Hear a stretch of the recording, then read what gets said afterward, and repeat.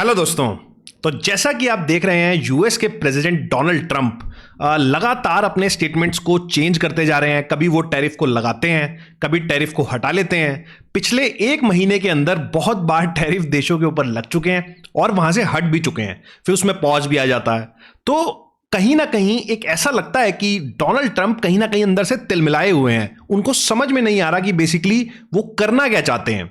आज उसके पीछे का एक बहुत बड़ा रीजन जो यूएस का डेट प्रॉब्लम है। आज की डेट में जब मैं वीडियो बना रहा हूं तो यूएस का डेट अगर आप देखेंगे तो अराउंड लगभग 36 ट्रिलियन डॉलर के आसपास पहुंच गया है। और यूएस की इकोनॉमी जो है वो बेसिकली वो है 30 ट्रिलियन डॉलर के आसपास। मतलब इसकी इकोनॉमी का लगभग 120% के आसपास का इसका डेट कहीं ना कहीं पहुंच गया है, which is the biggest concern. I think ये एक वो ऐसा कंसर्न है जो डोनाल्ड ट्रंप को दिन रात परेशान करे हुए है कि किस तरीके से यूएस का डेट वो कम करेंगे।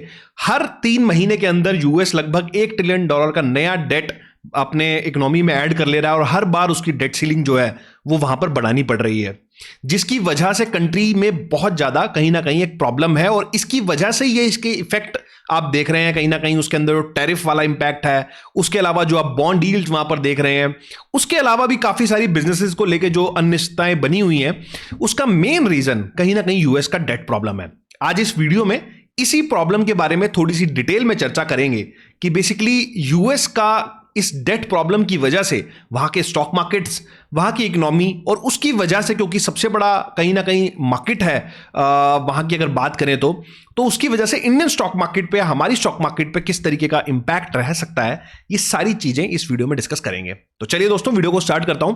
सबसे पहले यूएस का थोड़ा आपको हिस्ट्री बताता हूं। तो यूएस का अगर आप देखेंगे, जैसा अभी हमने बात करी कि 30 ट्रिलियन डॉलर के आसपास की इकोनॉमी है और दुनिया में सबसे बड़ी अर्थव्यवस्था आज की डेट में यूएस की है।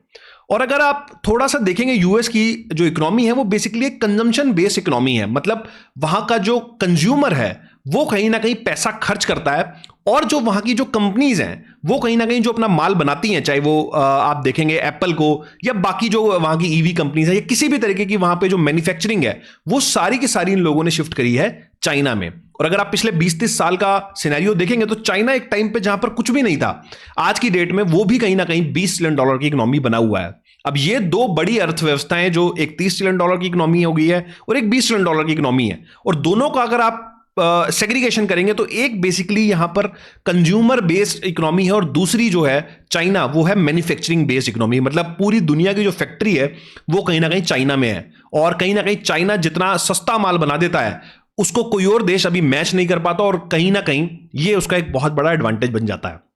अब यूएस में अब ये जो डेट वाला प्रॉब्लम है, लगातार 2008 के बाद जब वो फाइनेंशियल क्राइसिस हुआ तो लगातार वहां के बैंक्स, फेड गवर्नमेंट जो है बेसिकली लगातार नोट छापती रही और नोट छाप छाप के इन्होंने कहीं ना कहीं अपना डेट सीलिंग बढ़ा के आज की डेट में 36 ट्रिलियन डॉलर का कहीं ना कहीं डेट जमा हो गया। और अगर आप आज की डेट में इसका इंटरेस्ट देखेंगे तो यूएस गवर्नमेंट का अगर आप देखोगे बॉन्ड यील्ड लगभग 30 ईयर्स का कुछ 5% के आसपास काम कर रहा है और 10 ईयर्स का कुछ 4.5% के आसपास काम कर रहा है।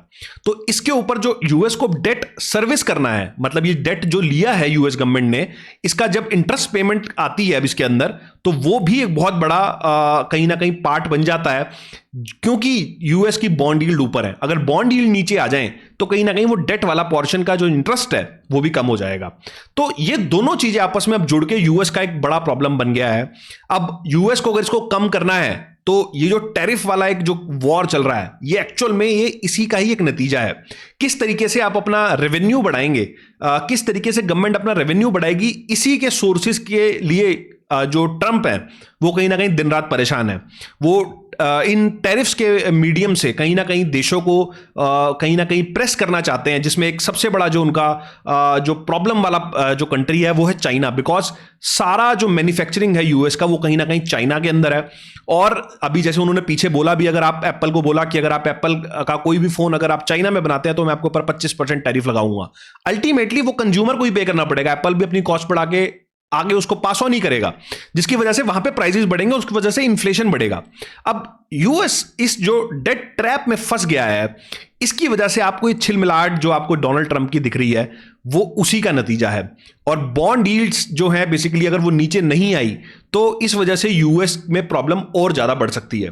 तो अब अगर आप इसको ब्रॉडर टर्म में देखेंगे तो पिछले 20, 30, 25 साल में या 30 साल के अंदर पर्टिकुलरली अगर आप देखेंगे तो यूएस का एक बोलबाला था। यूएस का एक कहीं ना कहीं पूरी दुनिया में एक राज चलता था क्योंकि उसकी इकोनॉमी बड़ी थी। उसके कहीं ना कहीं अगर आप टेक कंपनीज देखेंगे तो पूरे वर्ल्ड पे कहीं ना कहीं राज करते हैं अभी भी, बट एक डोमिनेंस थी। उसका जो करेंसी था बेसिकली यूएस डॉलर, वो कहीं ना कहीं एक रिजर्व करेंसी बना हुआ है पूरे वर्ल्ड के लिए। अब आने वाले अगर आप 15-20 साल लगेंगे, ऐसा मेरा पर्सनल ओपिनियन है, आप इससे एग्री डिसएग्री भी कर सकते हैं। आपको क्या लगता है मेरे को कमेंट सेक्शन में जरूर बताइएगा। मुझे ऐसा लगता है कि अगले 10-20 सालों में ये यूएस की डोमिनेंस काफी ज्यादा कम हो जाने वाली है, जिसकी शुरुआत अभी हमें देखने को मिली है। जिस तरीके से यूएस इस डेट ट्रैप में फंसा हुआ है, अगर वो इससे नहीं निकल पाता है या इससे निकलने की वजह से वहां पे इन्फ्लेशन बढ़ जाती है, जिसकी वजह से भी रिसेशन आ जाता है, तो कहीं ना कहीं हमारी मार्केट्स के ऊपर भी बहुत ज्यादा इंपैक्ट पड़ेगा। लेकिन पहले उस देश के ऊपर इंपैक्ट पड़ेगा जिसके अंदर वो चीज आई है। काफी ज्यादा जॉब लॉसेस भी हो सकते हैं। जिस तरीके से अगर ये मैन्युफैक्चरिंग को यूएस के अंदर ही शिफ्ट करना चाहते हैं, करना वो गवर्नमेंट बहुत कुछ चाहती है, सही डायरेक्शन, अल्टीमेटली सोच सही है कि मैन्युफैक्चरिंग को यूएस में लाया जाए, लेकिन जो उसके रिपरकशन है, अगर आप यूएस के अंदर मैन्युफैक्चरिंग को लाएंगे तो आपकी कॉस्टिंग बहुत ज्यादा बढ़ जाने वाली है। वहां पर जो एक मैन पावर कॉस्ट है वो वर्ल्ड में सबसे ज्यादा है। आप वहां के बंदे से अगर फैक्ट्री वहां पर लगाओगे, वहां के बंदे से काम कराओगे, तो आपका आईफोन का रेट ही डबल हो जाने वाला है। तो कहीं ना कहीं जिसकी वजह से इन्फ्लेशनरी प्रेशर बढ़ सकता है यूएस की अपनी इकोनॉमी के ऊपर भी। तो ये सारी प्रॉब्लम है। अभी आपने लास्ट पीछे देखा था कि किस तरीके से इन्होंने गोल्ड कार्ड भी निकाले थे कि अगर आप वहां पे इंडियन करेंसी के हिसाब से देखोगे तो 50 करोड़ रुपए दो और वहां की रेजिडेंसी ले लो। तो कहीं ना कहीं यूएस गवर्नमेंट और डोनाल्ड ट्रंप इसी असमंजस में है कि अगर मेरे को $36 ट्रिलियन कहीं ना कहीं समाप्त करने हैं या इसका जो डेट है मेरे को कम करना है, तो सिर्फ एक ही तरीका है उसका, वो मैं किस तरीके से अपना रेवेन्यू बढ़ाऊं। और रेवेन्यू के सोर्सेज वो ढूंढ रहे हैं। उसमें चाहे गोल्ड कार्ड बनाना हो, चाहे फिर आपका टैरिफ्स के माध्यम से हो, या फिर किसी तरीके से उनकी बॉन्ड यील्ड्स अगर नीचे आ जाएं जिसकी वजह से उसका इंटरेस्ट पेमेंट कम हो जाए। तो ये सारी जो रीजन है ना, इसके पीछे बेसिकली जैसा मैं आपको बता रहा हूं वो है यूएस का डेट, जो इनकी छिलमिलाहट है और इससे इन्हीं को पेन है। ये अब अगर सॉल्व नहीं हुआ जल्दी से तो इसकी वजह से काफी प्रॉब्लम यूएस में और वर्ल्ड में कहीं ना कहीं हमें देखने को मिल सकती हैं।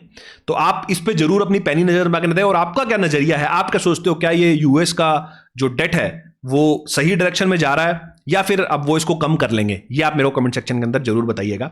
वीडियो को यहीं समाप्त करता हूं, मिलता हूं आपसे अगले वीडियो में। कैसा लगा वीडियो? अगर अच्छा लगा है तो चैनल को जरूर लाइक सब्सक्राइब करके जाइएगा ताकि आपको इस तरह के इंपॉर्टेंट वीडियोस मिलते रहें। चलिए दोस्तों, वीडियो को समाप्त करता हूं, मिलता हूं आपसे अगले वीडियो में इसी तरह के कुछ नए और इंटरेस्टिंग टॉपिक के साथ। नमस्कार, जय हिंद।